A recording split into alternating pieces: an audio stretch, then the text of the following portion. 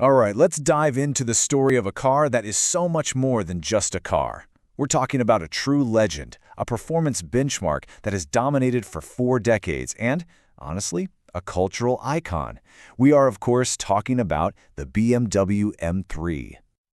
You see, the incredible passion people have for the M3 isn't just about going fast. It's about a core idea, a philosophy that was born from the white-hot pressure of the racetrack. And that idea has shaped every single car to wear the badge.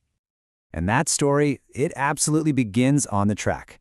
The M3 wasn't some brilliant idea from the marketing department to sell a sporty trim package. No way. It was built out of pure necessity, for one single reason, to completely dominate touring car racing in the 1980s. And this is the rule that made it all happen: Group A homologation.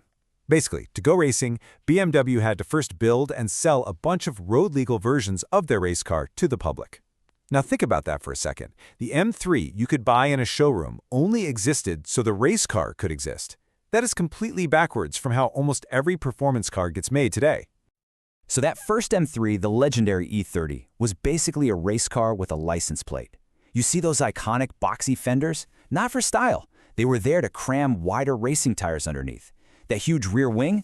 Pure functional downforce.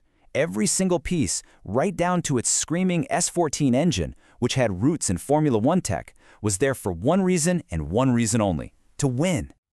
And win it did, big time. The E30 M3 went on to become the most successful touring car in history, with over 1,500 victories. This insane success forged the M3's motorsport DNA right from day one. It set a standard that every single M3 after it would have to live up to. Okay, so after totally conquering the racetrack, BMW started to refine the M3 idea. And this led to an era of what many purists still call the Golden Age, defined by these incredible, high-revving, naturally aspirated engines that are now the stuff of legend.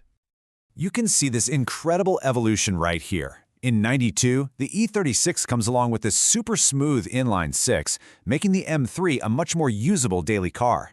Then, in 2000, we get the E46, a car people still call perfection. And then, in '07, BMW just throws a curveball and drops a screaming F1-inspired V8 into the E92. But let's just pause on the E46 for a moment, because for so many people, this is the M3. And why is that? Well, it was just a perfect recipe, a timeless design, a chassis with perfect balance, and that S54 inline-six engine that would just sing all the way to 8,000 RPM. It was so raw, so precise, just an absolutely intoxicating car to drive.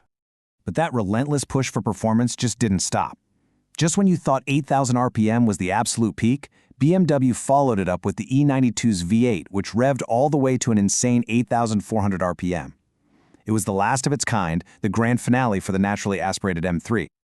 And that leads us to the biggest plot twist in the M3's entire history. To chase huge power gains and better efficiency, BMW had to make a really tough choice. They said goodbye to those high-revving engines and fully embraced a turbocharged future. And this was the question that completely divided the M3 faithful. The purists were worried, They thought the soul of the car, that high RPM rush, would be gone forever. But at the same time, a whole new generation of fans was getting excited about the promise of massive, instant power. And the numbers, they really tell the story here. Look, the horsepower was pretty similar between the old V8 and the new Turbo 6.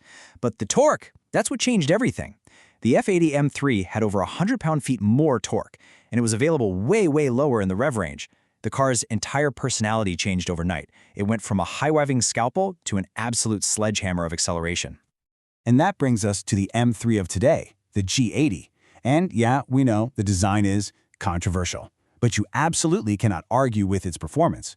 We're talking over 500 horsepower and, for the very first time, all-wheel drive.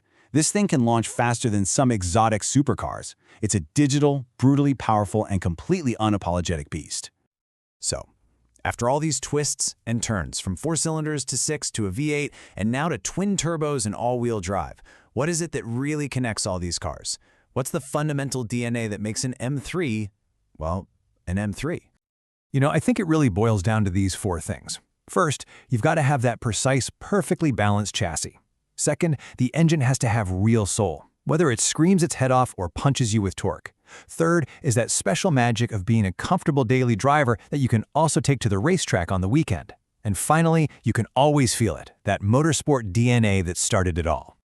When you look back at the whole story, the M3 is all about constant evolution, but it's an evolution that has never, ever forgotten where it came from. It was built to win a race, but in doing that, it ended up winning the hearts of drivers all over the world. It was truly born on the track, and it became an absolute legend on the road.